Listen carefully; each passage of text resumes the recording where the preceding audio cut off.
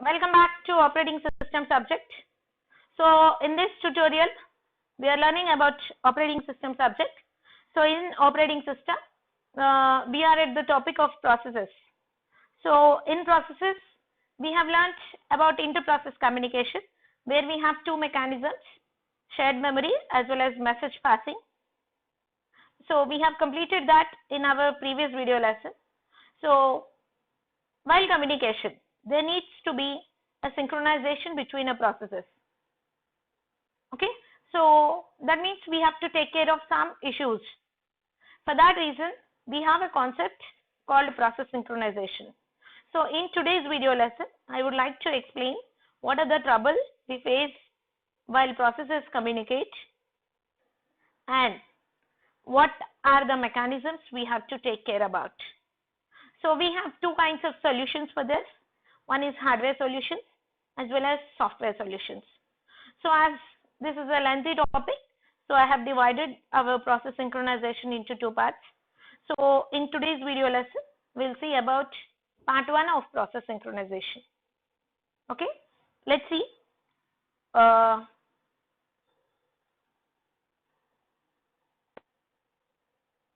So when we learn about process synchronization, we have two kinds of processes.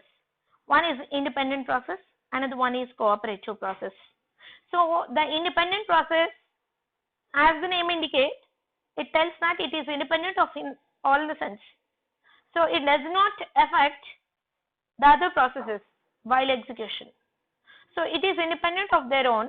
It does not depend on any other process, or it will not make any changes on other process while execution. Okay, so let's see the definition. Execution of one process does not affect the execution of other processes. So it is independent. So the other process is called cooperative process. So the meaning is execution of one process affects the execution of other processes. That means when it is executing, it might wait for some other process to complete its execution, or it may make some other process to wait for its completion. So it allows the communication between processes. It allows the communication, that means it allows some shared resources between two or more processes.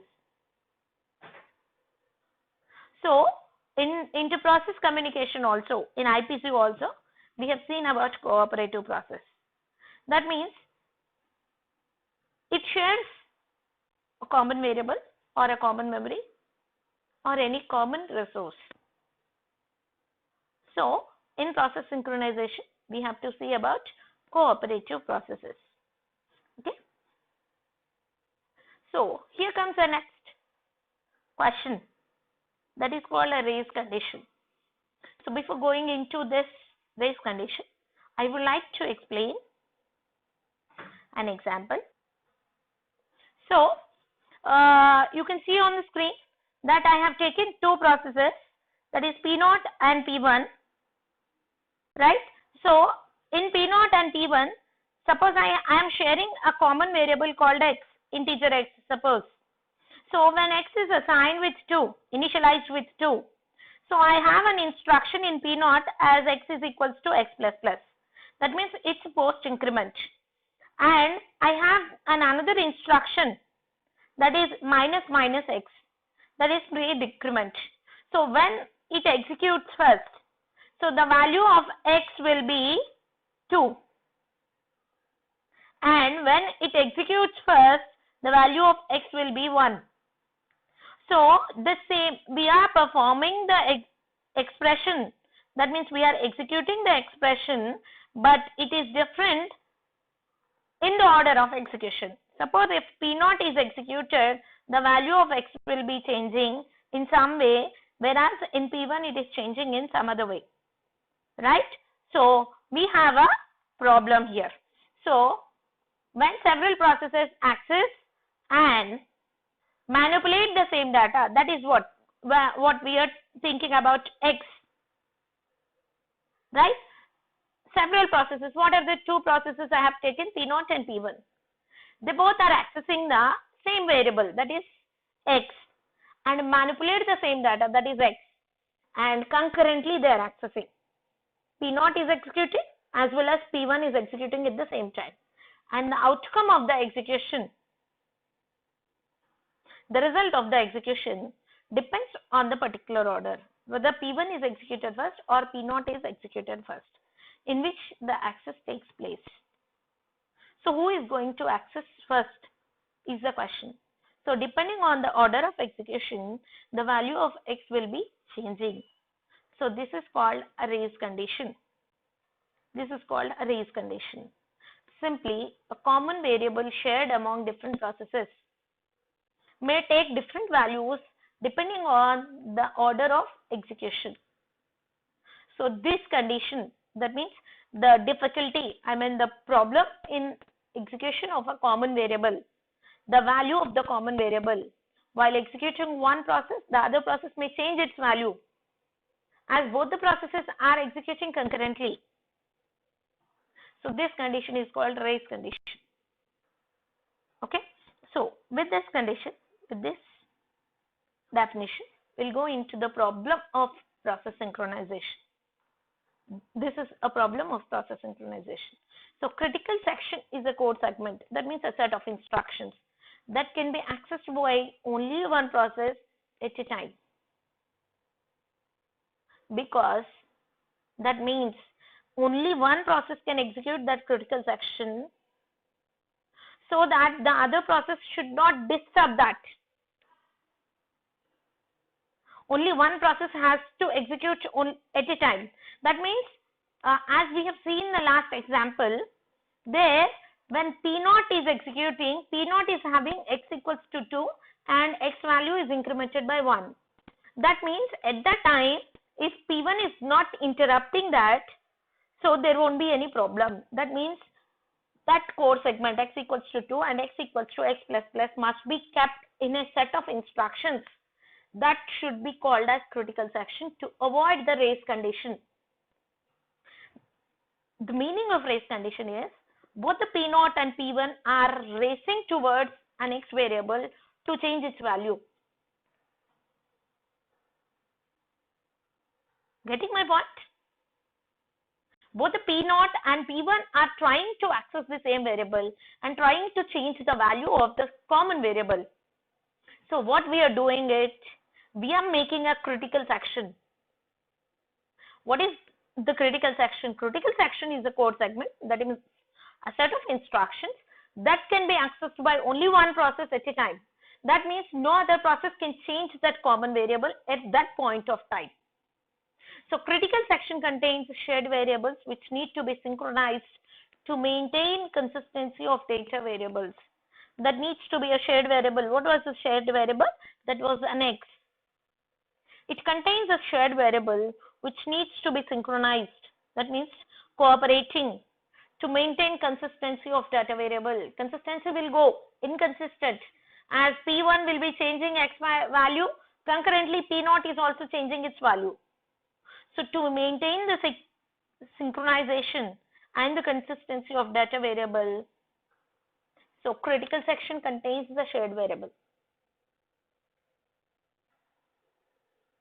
Okay, so we expect that this section may affect the other process, and so that code block, that set of instructions will be kept in an open and closed brace. That is called as code segment. That code segment will not be interrupted by any other process. Only one process will be executed on the common variable. So that is called a critical section. So we see what is the critical section. That means it avoids the race condition. Critical section avoids the race condition, right? So this is commonly structure of a typical process Pi. I can be 0 or 1. So when do do the statement. We all know about do while statement. So do entry section and exit section. In between, you can see here do coming to the entry section. So it's an entry set of instructions again. Entry section is nothing but set of instructions which tells that only one process is allowed to execute the common variable. Entry section decides that only one process is allowed to execute critical section, whereas at the same time the other processes must wait until the exit section must be finished. So when P0 is executing from entry section, P0 and P1 will be deciding who has to go for critical section. Both will decide who has to go into critical section. Suppose if P0 is coming into critical section, P1 has to wait until P0 finishes its critical section, because P1 should not disturb P0. So after P0 releases the common variable, shared variable,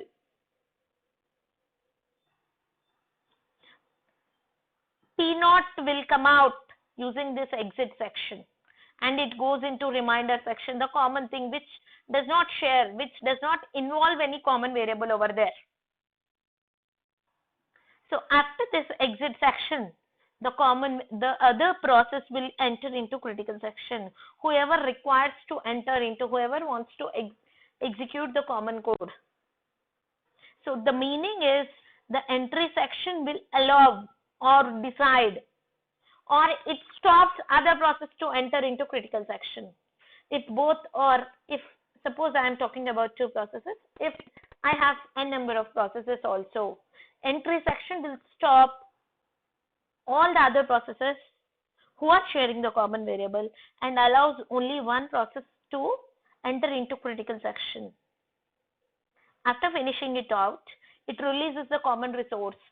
Common variable will be released using exit section. This entry section as well as exit section is also a set of instructions which restricts the other processes to enter into critical section.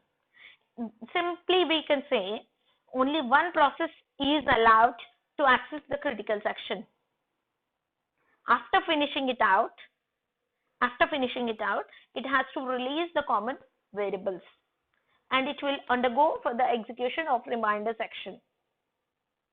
So this is done, this is repeated until all the processes are executed, until this is true. That means it can be executed for any number of times. This is a common scenario. So a common solution to the critical section problem, if we want to give a critical section problem solution, it must satisfy the following three requirements. Three conditions it has to satisfy. If it is allowing critical section, if it is allowing the critical section, and if it is satisfying the critical section, means it has to satisfy three cases. One is mutual exclusion, second one is progress, third one is bounded waiting. The meaning of mutual exclusion means, suppose P0 is in critical section.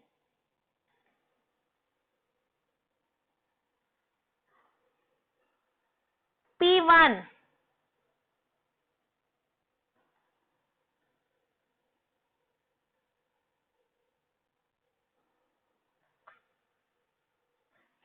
has to be waited.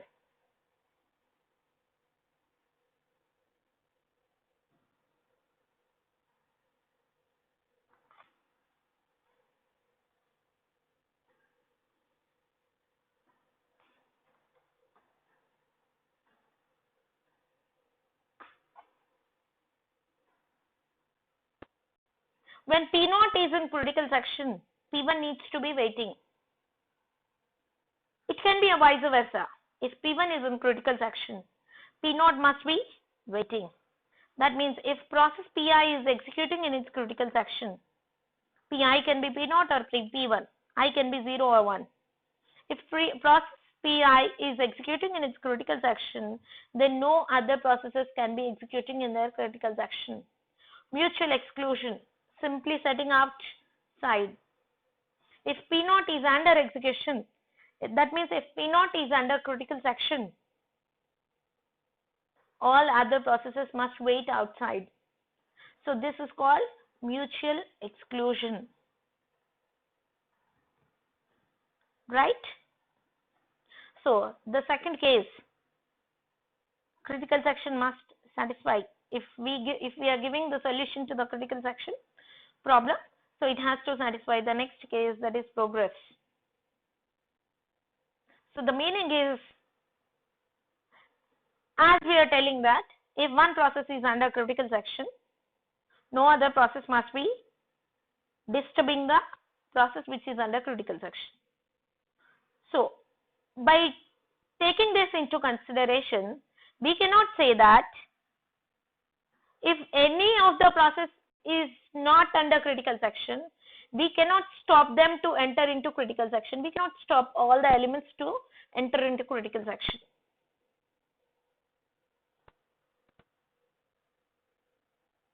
That means there must be a progress.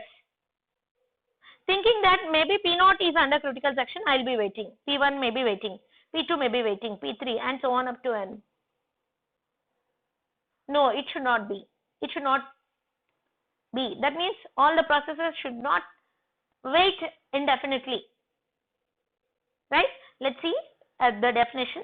If no process is executing in its critical section, if no process is under CS, and some processes wish to enter the critical section which are sharing the common variable, if they want to access the critical section, then only those processes that are not executing in their remainder sections, that means which are not in the remainder sections, can participating in deciding, that means they can participate in the race which will enter its critical section. So the processes which are not in remainder section, which are not executing in the remainder section, that means the processes which are not in the remainder section means they must be waiting for the critical section so that they can finish off the critical section and they can come into the remainder section. So the processes that are not executing in their remainder sections can participating in deciding which will enter its critical section next. And this selection cannot be postponed indefinitely. We cannot postpone it. We cannot think that maybe P1 may be going into execution, P0 may be going into execution. We cannot postpone the processes to enter into critical section indefinitely, because this critical section must be, what happens with that? If all the processes are waiting, the meaning indicates that the CPU is idle. So it becomes a disadvantage to our mechanism. So it cannot, the selection cannot be postponed indefinitely. Any one of the process must be allowed to execute the critical section.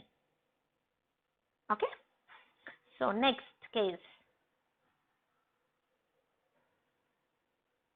Next case is bounded waiting. Bounded means a finite waiting. So there should not be a complete waiting. Infinite waiting cannot be allowed. The meaning is, if I have two processes, again, suppose, imagine I have two processes, P0 and P1. Suppose if process P1, if process P0 is accessing the critical section, P1 will wait. It comes out with the exit section. P0 will come out with the exit section. Again, P0 resumes its critical section. That means if P0 goes back to the critical section, P1 has to wait again. So the meaning is, this mechanism indicates that P1 should not wait infinite times. The wait should not be infinite times. There should be a bounded waiting. P naught must be restricted for some finite number of accesses only. It should not make the other process to indefinite times wait indefinite times. So a bound must exist on the number of times that other processes are allowed to enter their critical section. That means there should be a bound to allow this P naught into critical section. After a process has made a request to enter its critical section and before that request is granted. So it has to be checked before its request and grant. If P naught is accessing, that means it is indefinitely, infinite accesses are allowed to P naught and P1 is made to wait, is not allowed. So there should not be waiting infinite times. So they must be synchronized that if P naught is accessed 30%, 70% P naught, 30% P1, so it must be made as synchronized. That means it must be balanced. So P1 cannot be made waiting for infinite times. Okay?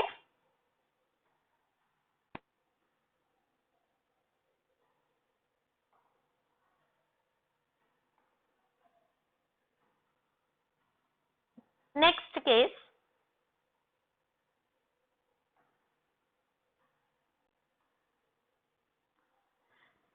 we have two general approaches are used to handle critical section in operating system, that is preemptive kernels and non-preemptive kernels.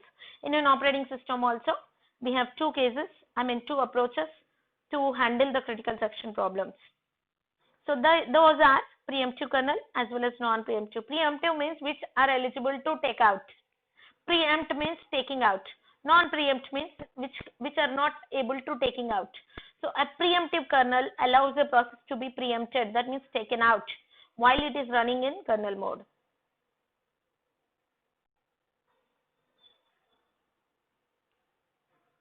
Okay, the process can be taken out when it is executing in kernel mode.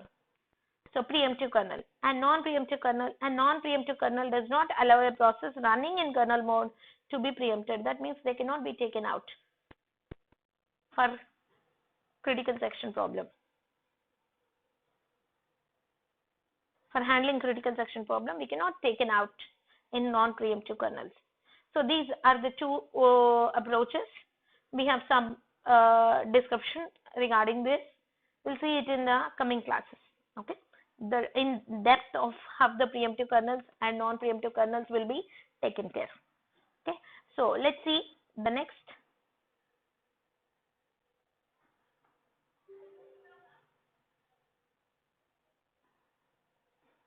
Slide. Yeah, Peterson solution. Peterson solution is any solution. Anybody can give a solution. So I mean to say, there is a lot of research going on.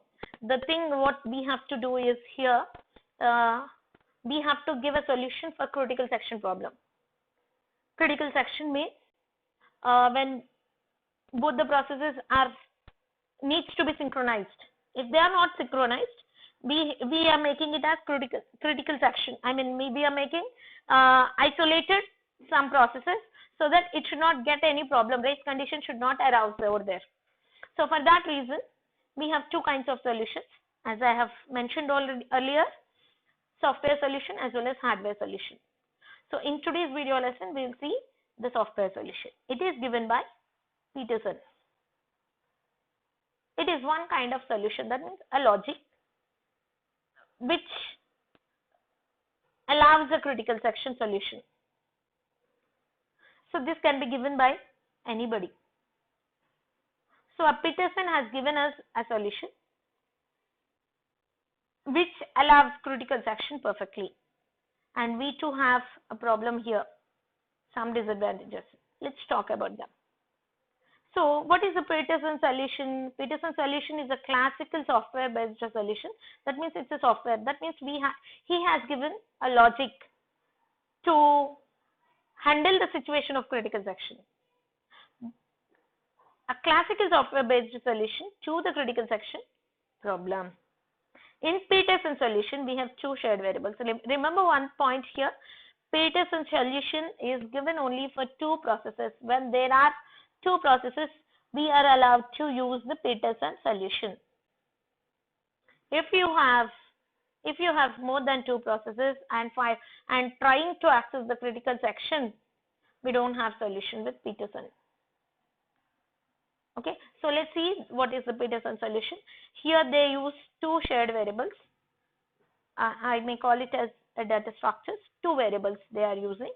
One is Boolean flag. Boolean means it's a data type. We have it in Java, where we don't have it in C.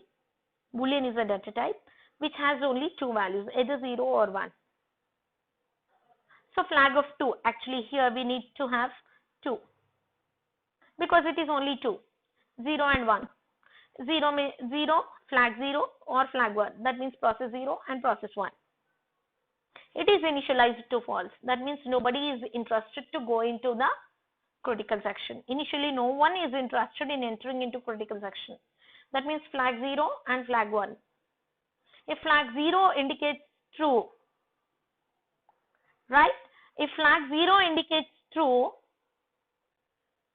so suppose we have two variables, flag 0 and flag 1. If flag 0 can hold only true or false. So if flag 0 is initialized to true, that means P0 is interested. We are talking that only two processes can communicate here. So P0 is interested. And if flag 1 is equals to true, that indicates P1 is interested to enter into critical section. So here it is initially both flag 0 and flag 1 is initialized to false because both are not interested to enter into critical section. And we have another variable called turn. The process whose turn is to enter the critical section. So here if I make true equals to 0, that indicates P0 is given the chance. And if I make turn equals to 1,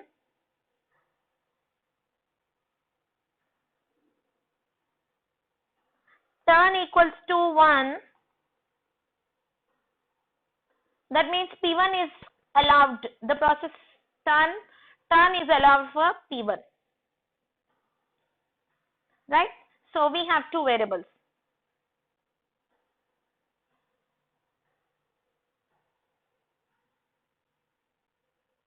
So let's see the problem of Peterson solution.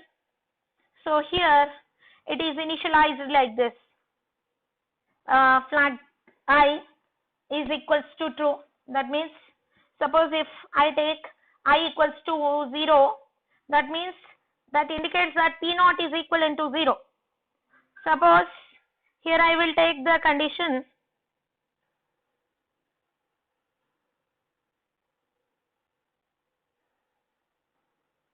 so here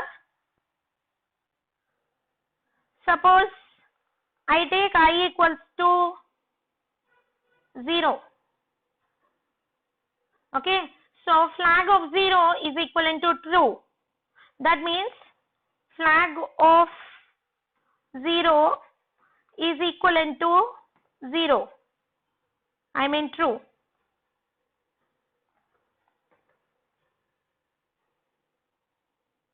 That means my process 0 P0 is interested. So first entry section I am checking that whether my P0 is interested to. So it indicates that P0 is true. And I am allowing turn equals to 1.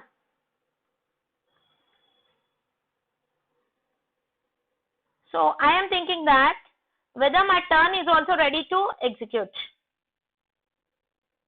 Right? So in while condition,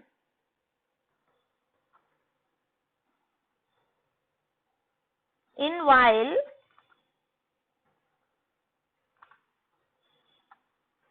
flag of j is nothing but 0, 1 here. Flag of 1, that means P1 is executing and turn equals to j is nothing but 1. That means if it is true, that indicates that if flag of 1, that means P1 and turn equals to 1. I am checking that P0 is ready to execute and turn is also 1. That means P0 and P1 both are ready to execute. But I am checking that whether P1 is executing and turn equals to 1. That means P1 is ready to go into critical section. Right? And here the P0 must wait.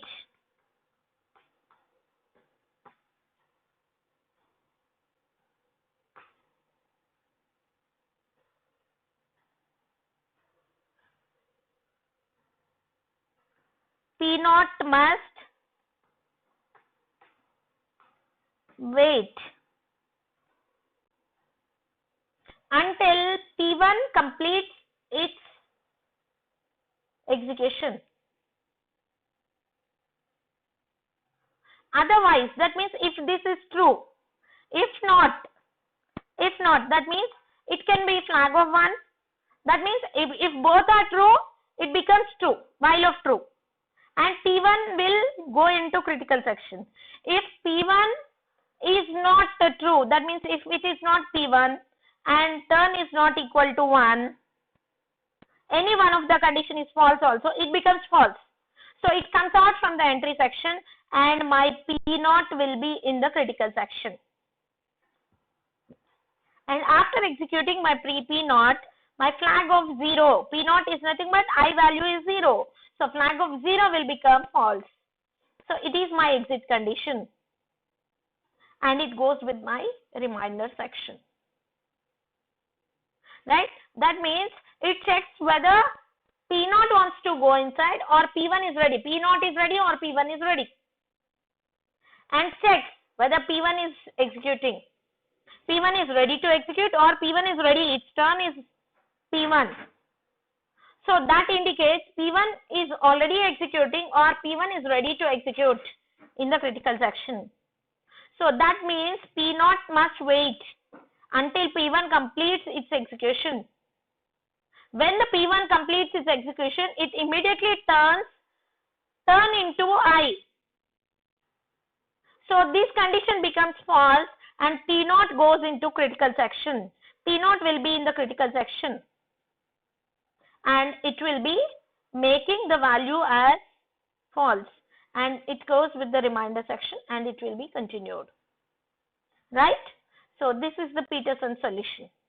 So with this we have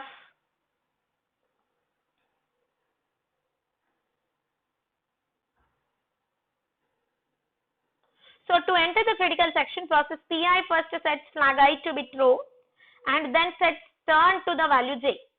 Both are given false, true. Thereby asserting that if the other process wishes to enter the critical section, it can do so. Both are trying that. Whether j wants to go, go. I wants to go, go. Both are ready. But turn will be set to both I and j at roughly the same time. If both processes try to enter the same time, it is not possible. The final value of turn determines which of the two processes is allowed to enter its critical section first, depending on the while condition. So with this we can conclude that Peterson solution preserves all three conditions: mutual exclusion, progress, bounded waiting. Mutual exclusion, because when going back to the previous slide, that is here, when flag j is true as well as turn is j, that means P1 is under critical section. So it is definitely not allowing P0 to enter into critical section. It allows P0 into critical section, only this J value changes to I. That means whether it is false, one is false and another one is true, or both are false. So that means it is definitely not allowing another process to enter into critical section when one process is under execution, right? So next, progress is also assured. Progress is also assured because if turn after finishing it off at exit section, we are making it as false. That means after finishing P0 its execution, it is making its flag into 1. That means it is making it as false. Yeah, as I have finished my execution, so you go with the other process. So progress is also assured. That means it is not blocking other process to execute. If the while condition is false, when the while condition becomes false, automatically the other process will get its turn. Progress is also assured as the process outside the critical section does not block other processes. It is not blocking other processes. It is releasing all the keys, all the conditions from entering the critical section. That means exit section is allowing other processes to enter into critical section. Right? Next condition is bounded waiting. Bounded waiting is preserved as every process gets a fair chance. As in entry condition only, entry section only, we are asking whether I wants to go or J wants to go. That means we are not indefinitely making any process wait. So we are allowing any of the process to come into the critical section. So all these conditions are preserved in Peterson solution. Okay. So next and the last one is the disadvantages of Peterson solution. One thing we call it as spin lock condition. That means when one is locking the critical section, another must wait. Spinning, both the processes are spinning together. Either P0 or P1 is locking the critical section. So we call it as busy waiting. So it involves busy waiting. Busy waiting is the disadvantage of Peterson solution. It leads to CPU wastage of time. CPU will be idle until the other process finishes its execution. Okay, this is a disadvantage. And another disadvantage of Peterson solution is it is limited to only 2 processes. Only 2 processes can be communicate. That means the critical section problem, the solution given to the critical section problem is suitable only for 2 processes, P0 and P1. That is why we have taken the flag of Boolean. If one is true, another one will be false. If one is false, another one will be true. So it is suitable only for 2 processes. Okay. So hope you have understood this lesson. We'll continue with the part 2 of process synchronization, which involves the hardware solutions to critical section problem. Okay. Thank you.